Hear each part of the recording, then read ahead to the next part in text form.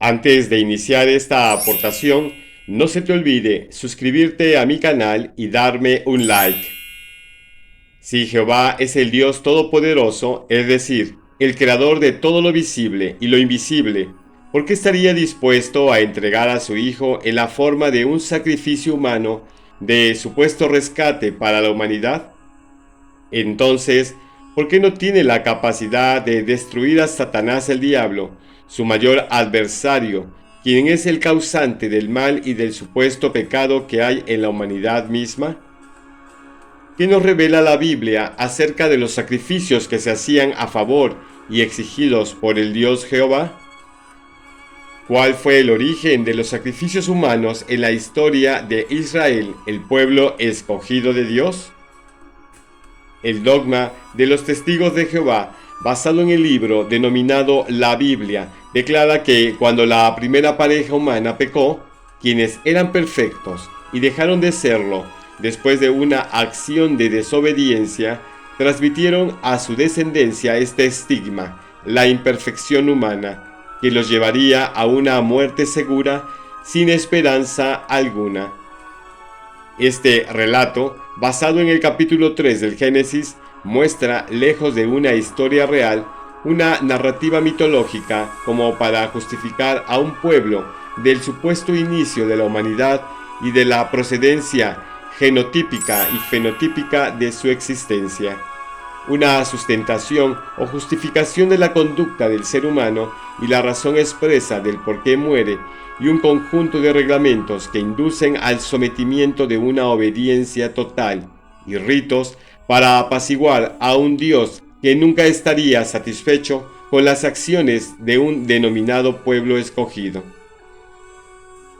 El conjunto de experiencias o vivencias fallidas del día a día, señaladas como pecado deliberado para cada individuo de ese pueblo llamado Israel o descendientes de Sem, tendrían que ser cubiertas o pagadas por un rito denominado expiación del pecado.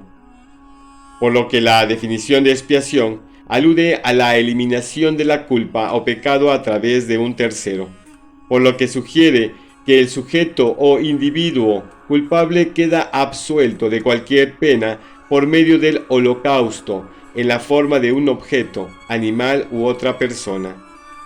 Y es aquí donde nace la otra cuestionante: ¿qué es un holocausto? Según la definición del diccionario de la Real Academia Española, proveniente del latín tardío holocaustum y del castellano actual holocausto, que refiere al sacrificio con quema de la víctima. Sin embargo, indica varias acepciones para tal palabra. Por ejemplo, primera acepción: gran matanza de seres humanos. Segunda acepción: exterminio sistemático de judíos y de otros grupos humanos llevados a cabo por el régimen de la Alemania nazi. Tercera acepción: acto de abnegación total que se lleva a cabo por amor.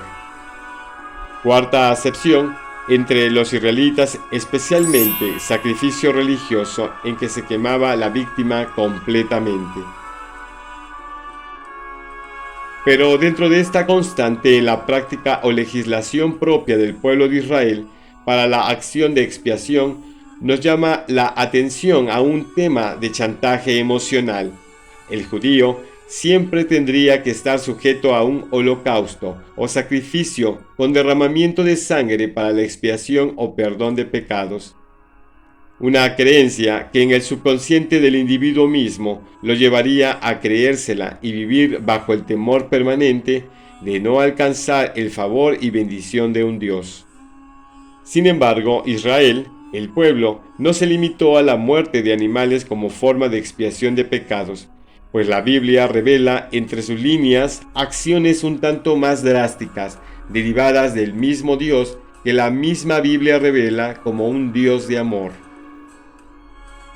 Tomemos por ejemplo dos casos. Primero, la hija de Jefté, cuyo relato de ofrecimiento como holocausto se muestra en Jueces capítulo 11 versículos del 29 al 40, en donde Jefté hace un voto al Dios Jehová, indicando que si ganaba la batalla ante los hijos de Amón, el primero que saliera de su casa a su encuentro, él, es decir, Jefté, lo ofrecería como ofrenda quemada u holocausto. Para esta aseveración, y dentro de la hermenéutica o interpretación obligada de la Biblia, se expone dos hipótesis. La primera, que el sacrificio en el relato de la promesa de Jefté era la entrega de su hija para servicio en el templo.